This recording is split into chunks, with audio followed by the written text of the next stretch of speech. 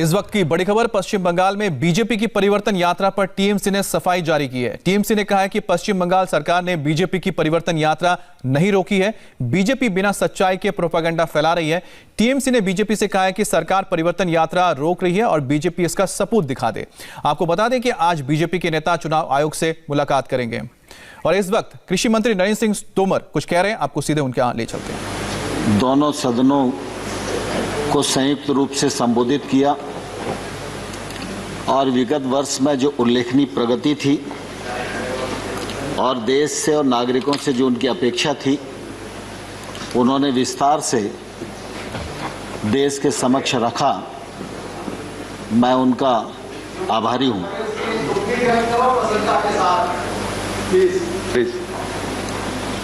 हम सब इस बात को भलीभांति जानते हैं कि 2020 हमारा कठिनाइयों का वर्ष रहा है। कोविड-19 का संकट आया, सारी गतिविधियों पर विराम लगा,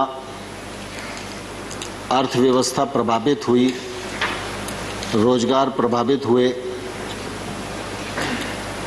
और परिस्थितियां ऐसी थी कि एकदम देश हतप्रभ था। लेकिन मुझे कहते हुए प्रसन्नता है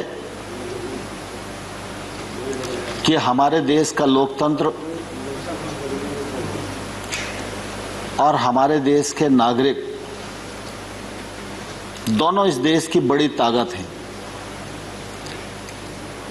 और इसी का यह परिणाम हम सब लोगों को ध्यान में आया कि जब लॉकडाउन 1 हुआ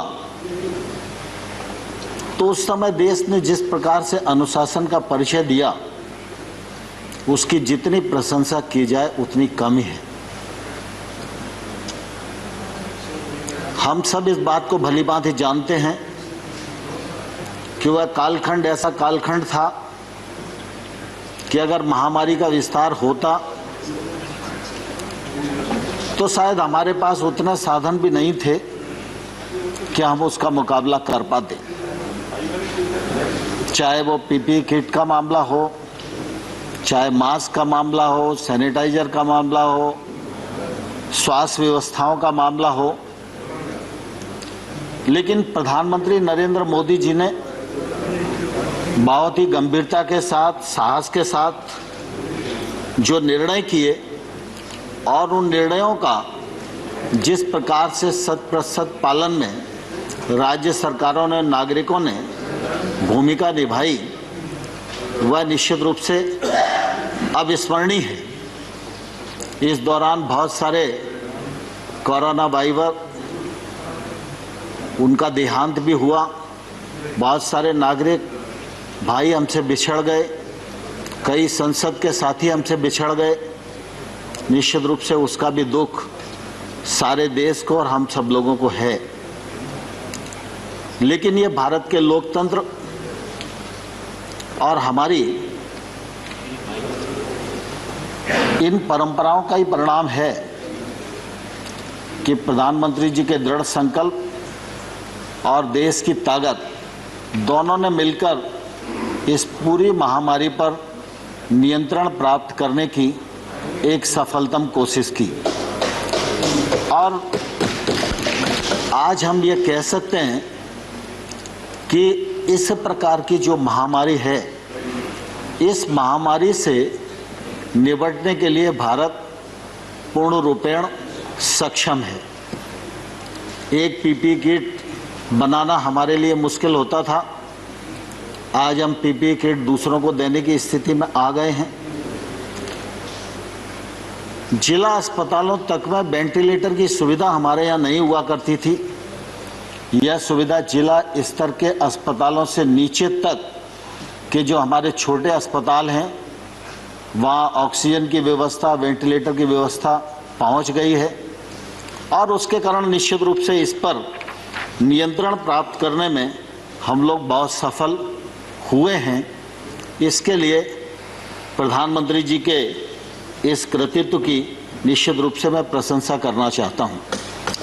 आज जब इस वर्ष का बजट आया तो स्वाभाविक रूप से सरकार की तो ये कोशिश होती है कि वह सभी क्षेत्रों पर ध्यान दे, सभी वर्गों पर ध्यान दे।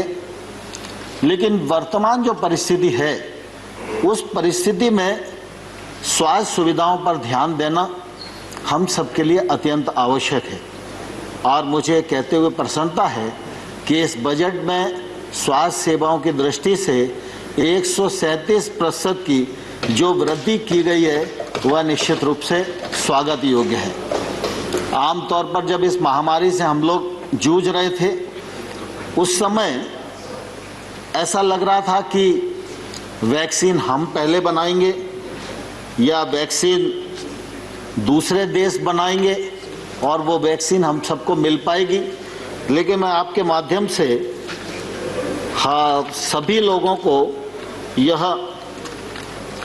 कहना चाहता हूं कि हमारे देश के वैज्ञानिकों ने वैक्सीन बनाकर जो देश को देशी उपलब्ध कराई, इसके कारण निश्चित रूप से भारत की ताकत भी बढ़ी है, भारत की प्रतिष्ठा भी बढ़ी है और हमारे वैज्ञानिकों का सम्मान भी बढ़ा है। कोरोना के इस कालखंड में चाहे उस समय दवाइयों को देने का मामला हो और चाहे आज वैक्सीन को देने का मामला हो, भारत दूसरे देशों की भी मदद कर रहा है। यह हम सब भारतीयों के लिए निश्चित रूप से बहुत ही गर्व की बात है। हम सब इस बात को भलीभांति जानते हैं कि प्रधानमंत्री नरेंद्र मोदी जी दूसरी बार बड़े बहुमत के साथ प्रधानमंत्री बने हैं। कई बार यह बात आती है हमारे प्रतिपक्ष के विद्वान वक्ताओं के मुंह से कि भाई आप तो ये कहते हैं कि सब मोदी जी की सरकार ने किया है और बाकी पिछली सरकारों ने कुछ भी नहीं किया। मैं इस मामले में ध्यान दिलाना चाहता हूं और यह कहना चाहता हूं कि इस प्रकार का आरोप लगाना उचित नहीं है। नरेंद्र मोदी जी ने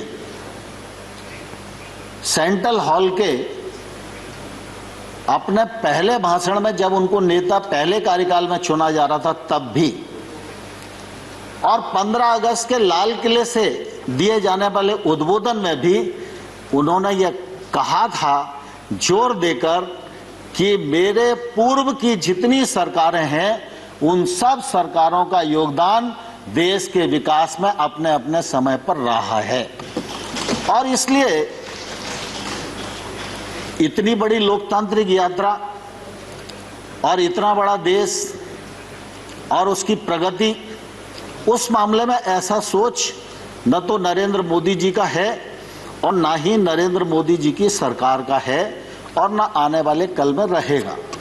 लेकिन स्वाभाविक रूप से यह तो सच है कि जो काम नरेंद्र मोदी जी के कार्यकाल में होगा, जिस ऊर्जा से होगा, जिस गति से होगा, जिस पारदर्शिता से होगा, दृढ़ संकल्प से होगा, तो उसका उल्लेख तो हम लोग भी करेंगे और आप भी हाउस में नहीं करोगे, लेकिन व्यक्तिगत बातचीत में तो आप सबको भी एहसास होगा ही कि ठीक हो रहा है। तो इसलिए इस प्रकार का सोच मुझे लगता है उपयुक्त नहीं है। प्रधानमंत्री नरेंद्र मोदी जी की सरकार गांव, गरीब और किसान के लिए पूरी तरह प्रतिबद्ध है और आने वाले कल में भी प्रतिबद्ध रहेगी। मैं गांव से ही अपनी बात को शुरू करना चाहता हूं। आपको ध्यान होगा जब 13वां फाइनेंस कमीशन आया था, उस समय फाइनेंस कमीशन की रिकमेंडेशन के अनुसार मंत्रिपरिषद जो तत्कालीन थी उसने मंजूर किया था कि देश की 2.5 लाख पंचायतों को 65,000 करोड़ रुपया 5 साल में मूलभूत की राशि उपलब्ध कराई जाएगी। मोदी जी की सरकार आई तो 14वें फाइनेंस कमीशन की रिपोर्ट आई। फाइनेंस कमीशन ने रिकमेंड किया कि पंचायतों को 2,292 करोड़ रुपया दिया जाना चाहिए। सरकार बनी थी, स्वाभाविक रूप से सरकार के मन में यह बात रहती कि पैसा अगर हमारे हाथ में रहेगा तो हम ज़्यादा कुछ योजनाएं बना सकेंगे, खर्च कर सकेंगे। लेकिन उस समय मोदी जी ने दोनों रिकमेंडेशन हूबहू स्वीकार की। एक तो ग्राम पंचायतों को 2,292 करोड़ रुपया ग्राम पंचायतों के लिए, और जो राज्यों को 32% दिया जाता था उसके स्थान पर 42%। और मुझे ध्यान है उस समय कैबिनेट में कई लोगों ने अपने अपने विचार रखे थे। तो मोदी जी ने कहा था कि देखिए, गांव का विकास करना है तो पैसा गांव में पहुंचना चाहिए, और केंद्र से ज्यादा अच्छी पहचान राज्य अपने क्षेत्र की समस्याओं के लिए कर सकते हैं। वो समस्याओं के नजदीक हैं, निराकरण उनके हाथ में है, और अगर पैसा उनके पास रहेगा तो वो अच्छी योजनाएं बना सकेंगे, और जब राज्य आगे बढ़ेंगे तभी देश आगे बढ़ेगा। इस भावना के अंतर्गत 32 से 42% पैसा उस समय देना स्वीकार किया था। और मुझे कहते हुए प्रसन्नता है कि अब तो 15वें वित्त आयोग की रिपोर्ट भी आ गई है, और 15वें वित्त आयोग ने 2,36,850 करोड़ रुपया ग्राम पंचायतों को देने का रिकमेंडेशन किया है। उसको मंत्रिपरिषद ने स्वीकार कर लिया है। 70,000 करोड़ रुपया नगरीय और ग्रामीण क्षेत्र के निकायों के लिए, स्वास्थ्य के लिए देना उन्होंने रिकमेंड किया है। उसमें ग्रामीण निकाय के लिए 43,000 करोड़ रुपया लगभग है। तो ग्रामीण क्षेत्र में अब इन 5 सालों में ग्राम पंचायतों के माध्यम से 2,80,000 करोड़ रुपया व्यय होगा, जिसका परिणाम ग्रामीण विकास के रूप में आएगा। यह मैं आप सबके समक्ष इस समय कहना चाहता हूं। दूसरा, माननीय सभापति महोदय, ग्रामीण क्षेत्र में हम सब जानते हैं, यहाँ बहुत सारे हमारे साथी बैठे हैं जो गांव में रहने वाले हैं, और गांव में चाहे आबादी के क्षेत्र में हमारा मकान बना हो, चाहे कोई भी संरचना हमने अपने रहने के लिए अपने खेत में बनाई हो, उसका मालिकाना हक किसी के पास नहीं होता था। जो खेती की जमीन है, हम उसके भूमि स्वामी होते थे, उस जमीन पर हम लोन ले सकते थे, उसको गिरवी रख सकते थे, उसका मालिकाना हक हमारे पास था। लेकिन अगर उस जमीन पर कोई बिल्डिंग बनी है, उसका हक और मालिकाना स्वतः किसी को भी प्राप्त नहीं था। मुझे कहते हुए प्रसन्नता है कि गत वर्ष पंचायती राज दिवस के अवसर पर हमने प्रधानमंत्री जी को अनुरोध किया और स्वामित्व नामक स्कीम प्रारंभ की, जिसको 6 राज्यों में हम लोगों ने पायलट किया, और लगभग 1,47,000 लोगों को अभी तक मालिकाना हक दिया जा चुका है। और मुझे कहते हुए प्रसन्नता है कि वित्त मंत्री जी ने इस बजट में इस स्कीम को 6 राज्यों के अतिरिक्त अब पूरे देश में प्रभावी कर दिया है, पैसा देना स्वीकार कर लिया है। अब गांव में रहने वाला भी कोई नागरिक जिसका अपना मकान मालिकाना हक का नहीं है, उसको इस योजना के अंतर्गत सर्वे करके राज्य सरकार को अवगत कराया जाएगा। राज्य सरकार उसको मालिकाना हक प्रदान करेगी। अब अगर उसकी जमीन से कोई सड़क निकल रही है और उसका मकान प्रभावित हो रहा है, तो शहर की भांति ही उसके मकान का भी आकलन होगा और उसको मुआवजा राशि उसी हिसाब से मिलेगी। अब यह मकान की जो संपत्ति है, यह संपत्ति बैंक में भी गिरवी रखी जा सकेगी। अगर कोई परिवार अपने बाल बच्चों को आगे काम शुरू कराना चाहता है, उसके लिए वो ऋण लेना चाहता है, तो यह संपत्ति उसके काम भी आएगी। यह एक बड़ी योजना भारत सरकार ने इस दौरान ग्रामीण क्षेत्र के लिए प्रारंभ की है।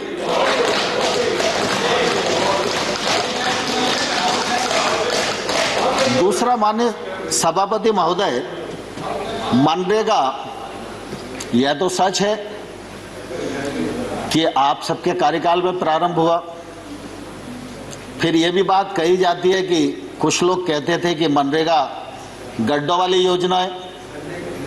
तो आप भी इस बात को अच्छे से जानते हो, हम भी इस बात को अच्छे से जानते हैं कि भाई जब तक आपकी सरकार थी तब तक निश्चित रूप से उसमें गड्ढा खोदने का ही काम होता था। लेकिन मुझे कहते हुए प्रसन्नता भी और गर्व भी है, शुरुआत आपने की लेकिन उस योजना को परिमार्जित हमने किया। और आज मैं यह गर्व के साथ कह सकता हूं कि मनरेगा के अंतर्गत बनने वाली लाखों जो संरचनाएं हैं उनको जियो टैग करने का काम किया। मनरेगा के मजदूर को उसके अकाउंट में पैसा जाए मजदूरी केंद्र सरकार से यह सुनिश्चित किया। और मनरेगा बहुआयामी बने, बहुउपयोगी बने। मनरेगा सिर्फ लोगों को अकेला रोजगार देने का ही काम ना आए, रोजगार तो व्यक्ति को मिले ही, लेकिन ऐसी संरचना बने किसी गरीब आदमी के यहाँ कैटल शेड बन जाए तो पशुपालन के लिए उसको काम आएगा, उसकी ताकत बढ़ेगी। छोटा मोटा गांव में तालाब बन जाए तो जल रुकेगा, उससे जल का संवर्धन होगा। तो मनरेगा को हम लोगों ने परिमार्जित किया, मनरेगा में निरंतर पैसे को बढ़ाया। और जब पिछले बार कोविड का संकट आया तो 61,000 करोड़ का बजट था, उस बजट को बढ़ाकर 1,11,500 करोड़ रुपया देना सुनिश्चित किया। तो मनरेगा के माध्यम से 10 करोड़ से अधिक लोगों को रोजगार मिला। 324 लाख करोड़ मानव दिवस सृजित हुए। और मनरेगा के माध्यम से निश्चित रूप से जो ठीक उपयोग किया जा सकता था वो करने का प्रयास भारत सरकार ने किया। अभी माइग्रेंट लेबर की भी बात आई तो मनरेगा ने भी यह सुनिश्चित किया कि माइग्रेंट लेबर को रोजगार मिले। और फिर प्रधानमंत्री जी ने गरीब कल्याण रोजगार अभियान भी संचालित किया। इस अभियान के अंतर्गत 50,000 करोड़ रुपए का प्रावधान किया गया और इसके माध्यम से भी बड़ी मात्रा में रोजगार के अवसर खुले और लोगों को रोजगार मिला। मुझे कहते हुए प्रसन्नता है कि देश में चाहे बड़ी सड़क बने, चाहे चतुर्भुज योजना बने और चाहे छोटे से छोटे गांव में गांव का व्यक्ति भी डामरीकृत सड़क को जोड़ पाए, उसका उपयोग कर पाए, यह कल्पना भारत के पूर्व प्रधानमंत्री अटल बिहारी वाजपेयी जी ने की थी। अटल बिहारी वाजपेयी जी ने जो रोड मैप बनाया था कि 6 लाख गांव को, 1,80,000 बसाहटों को 2007 तक डामरीकृत सड़क से जोड़ दिया जाएगा, वह काम पूरा नहीं हुआ क्योंकि अटल जी की सरकार बीच में चली गई। मुझे कहते हुए प्रसन्नता है कि बीच के कालखंड की जो स्थिति रही वो अलग है। आज फिर उस काम को प्रारंभ किया है। फर्स्ट फेज, सेकंड फेज पूर्णता की ओर है। और मुझे कहते हुए प्रसन्नता है कि जब प्रधानमंत्री नरेंद्र मोदी जी ने दूसरा कार्यकाल प्रारंभ किया तो 80,250 करोड़ रुपए की लागत से 1,25,000 किलोमीटर सड़क थर्ड फेज के अंतर्गत बनाई जाएगी। यह भी हम लोगों ने सुनिश्चित किया, बनाई जाएगी, जिसमें 42,000 किलोमीटर जो है स्वीकृत हो गई है। बहुत सारी जगह उसके शिलान्यास, भूमि पूजन भी सांसद लोग कर रहे हैं। तीसरा, ग्रामीण क्षेत्र में हम जानते हैं कि आजीविका की बड़ी आवश्यकता है। 66 लाख सेल्फ हेल्प ग्रुप को शक्ति संपन्न बनाने की कोशिश की जा रही है। अभी तक उनको बैंक से जो ऋण का लिंकेज हुआ है वो लगभग 3 लाख करोड़ का है। उनका एनपीए जो कभी 2014 से पहले 23% हुआ करता था, आज हम लोगों ने परिमार्जित करके 2% तक उसको लेकर आए। और आप सब देखेंगे कि जब कोविड का संकट आया तो शहर में तो जागरूक थे, पढ़े लिखे लोग थे, लेकिन गांव में भी ग्राम पंचायत का सचिव, रोजगार सहायक, आशा वर्कर और सेल्फ हेल्प ग्रुप की महिलाओं ने कोविड प्रोटोकॉल का 100% पालन करने में अपनी भूमिका का निर्वाह किया। चाहे वो मास्क बनाने का मामला हो, सैनिटाइजर बनाने का मामला हो, उन सब ने देश के उस कालखंड के दौरान जो अपनी भूमिका थी उस भूमिका का निर्वाह करने की पूरी एक सफलतम कोशिश की है। मैं सदन के माध्यम से सेल्फ हेल्प ग्रुप की सभी बहनों को बधाई भी देना चाहता हूं। माननीय अध्यक्ष महोदय, माननीय सभापति महोदय, निश्चित रूप से ग्रामीण विकास के क्षेत्र में गरीब आदमी के जीवन स्तर में बदलाव आए, इस बात का सद प्रयत्न और संकल्प प्रधानमंत्री मोदी जी का रहा। मुझे कहते हुए प्रसन्नता है कि प्रधानमंत्री आवास योजना को दोबारा से परिमार्जित करके बनाया गया, आकार बढ़ाया गया, पैसा बढ़ाया गया, और सिर्फ इतना ही नहीं कि हम आवास दे रहे हैं इसका कोई यश प्राप्त किया जाए। गांव में रहने वाले व्यक्ति का जीवन सुगम हो, उसका जीवन यशस्वी हो, वह सही प्रकार से अपने परिवार के साथ रह पाए, इसलिए उसको आवास भी दिया। 8 करोड़ उज्ज्वला योजना के अंतर्गत रसोई गैस भी उसको उपलब्ध कराया, हर घर में शौचालय की उपलब्धता कराई, सौभाग्य योजना के अंतर्गत उसको बिजली की उपलब्धता कराई, उस घर में रसोई की उपलब्धता कराई। और आज हम यह कह सकते हैं कि इन सब गरीब हितैषी योजनाओं के कारण गांव में निवास करने वाले व्यक्ति के जीवन स्तर में बदलाव आया है। यह निश्चित रूप से एक योजनाबद्ध आमूलचूल परिवर्तन है। और मैं यह मानता हूं कि सरकार कोई भी हो, लेकिन सरकार का धर्म यही है कि देश में रहने वाले गांव गरीब किसान के जीवन स्तर में बदलाव आए, गांव में अधोसंरचना विकसित हो और ग्रामीण क्षेत्र में निवास करने वाले व्यक्ति के जीवन स्तर में बदलाव आए, यह सुनिश्चित करने का हम लोगों ने प्रयत्न किया है। कृषि का क्षेत्र हम सब जानते हैं बहुत महत्वपूर्ण है। कृषि के क्षेत्र में उत्पादन बढ़े, उत्पादकता बढ़े, उनके बहुत आंकड़ों में मैं नहीं जाना चाहता, लेकिन लगातार इस दिशा में आशातीत वृद्धि हो रही है। प्रधानमंत्री जी ने लोगों को आह्वान किया, सरकारों को निर्देश दिया कि भाई एक कालखंड था जब हमारे पास खाद्यान्न का अभाव था, तब सरकारों ने विचार उत्पादन केंद्रित किया, लेकिन आज हम खाद्यान्न में आत्मनिर्भर हैं, तो हमको किसान के बारे में अगर विचार करना है तो आय केंद्रित विचार करना चाहिए। और इसलिए किसान की आमदनी दोगुनी हो तो उसमें पीएम किसान योजना के माध्यम से 6,000 रुपए का कंट्रीब्यूशन सरकार ने भी दिया। और आज हम ये कह सकते हैं कि 10 करोड़ 75 लाख किसानों को 1,15,000 करोड़ रुपया डीबीटी के माध्यम से उनके अकाउंट में भेजने का काम किया है। लेकिन साथ ही साथ जब किसान की आमदनी दोगुनी करना है तो एक तरफ से काम करेंगे तो नहीं चलेगा, किसान की उत्पादन भी बढ़ना चाहिए, उत्पादकता बढ़ना चाहिए।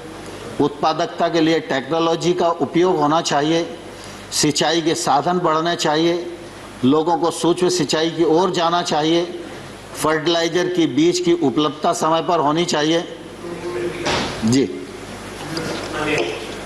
आपके माध्यम से समझना चाहता हूँ कि कहा पीएम किसान का अच्छा बताई तो कृपा करके मंत्री महोदय बहुत करें। मैंने इस साल के बजट में पढ़ा है गौर से, उसमें 10,000 रुपया पीएम किसान में कम किया है, तो 10,000 करोड़, तो कृपा करके जरा उसमें वित्त मंत्री से बात करके इसमें आज के समय में जब इतने बड़ा उत्पादन हो रहा है इसको कम करना उचित है। आनंद जी ने बिल्कुल वाजिब बात की ओर ध्यान दिलाया है, लेकिन मैं उनको स्पष्ट करना चाहता हूं कि जब पीएम किसान योजना का सृजन हुआ उस समय एक अनुमान लगाया क्या कि देश में 14.5 करोड़ किसान होंगे।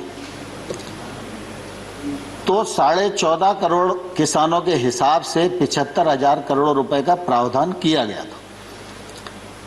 अभी लगातार कोशिश करने के बाद भी 10 करोड़ 75 लाख किसान ही रजिस्टर्ड हो पाए। केंद्र सरकार लगातार इस बात की कोशिश में लगी हुई है कि जो बचे हुए लोग हैं वो भी रजिस्टर्ड हो जाएं। अभी पश्चिम बंगाल जैसे राज्य है उन्हें अभी ज्वाइन नहीं किया था, वो आ जाएंगे तो 70 लाख उनके ही हो जाएंगे। तो चूंकि आज की जो परिस्थिति है उस परिस्थिति में हमारा काम इसमें चल रहा था 65,000 करोड़ रुपए में, और इस समय जो आप तो वर्षों मंत्री रहे हैं तो आपको मालूम है कि जो बजट की व्यवस्था थी तो थोड़ी उसमें दिक्कत भी थी, तो इसलिए वहाँ 75 हटा के 10,000 कम किया है। लेकिन जिस प्रकार से आप देखते हैं कि हम मनरेगा में बजट 38,000 करोड़ का होता है, खर्च 49,000 करोड़ का होता है, तो अगले बार फिर 49 हो जाता है, फिर अगले बार जो खर्चा 59,000 करोड़ हो जाता है। इसी प्रकार से आज भी अगर हम देखेंगे 61 की जगह 1,11,000 करोड़ किया। जैसे रजिस्ट्रेशन बढ़ेगा मैं आपके माध्यम से सदन को भी और किसानों को भी आश्वस्त करना चाहता हूं कि प्रधानमंत्री किसान सम्मान निधि योजना में पैसे की कोई कमी नहीं आने दी जाएगी। आप बिल्कुल बेफिक्र रहें।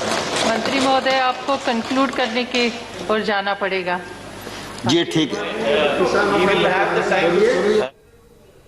आप कृषि मंत्री को सुन रहे थे। एक छोटे से ब्रेक के बाद एक बार फिर से आपको राज्यसभा की कार्रवाई में ले चलेंगे।